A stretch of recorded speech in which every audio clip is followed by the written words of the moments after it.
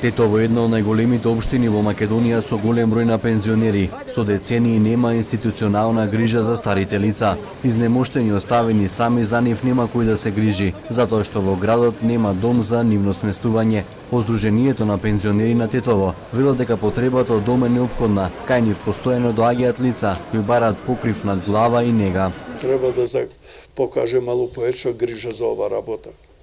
На некој начин да му дојде крај на ова пат позиција, практично да кажем, за тие стари, немошни луѓе, немат фамилија, кои имат потреба за такво нешто. Не за луксус, тоа не е луксус, тоа е потреба.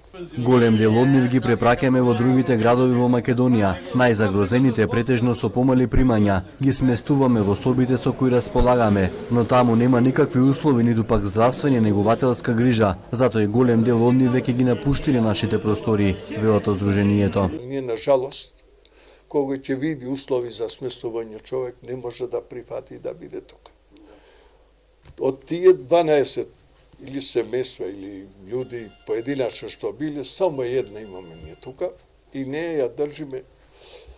Само 2000 динари плаќа тоа за вода, за сместување, за смеќе, за све. Ето само да не та еде, пошто нема ке да еде. Азизи вели дека за изградба на дом за стари лица повеќе пати се обратиле до општина Тетово и до Центарот за Полошки плански регион, но таму со години не добиваат никаков одговор. И министерката за труд и социјална политика Мила Царовска потврди дека општината не покажува добра волја за згрижување на старите лица. Таа рече дека општина Тетово не доставила никаков проект и документи на јавниот повик упатен од Министерството до локалните самоуправи за изградба на старечки дом.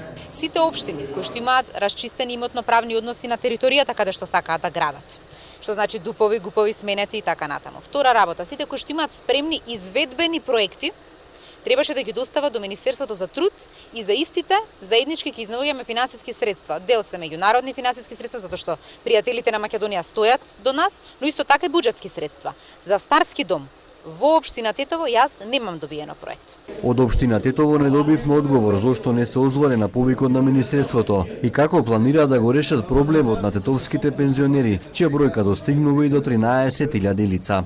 Ние као здружение тие што останале тука, една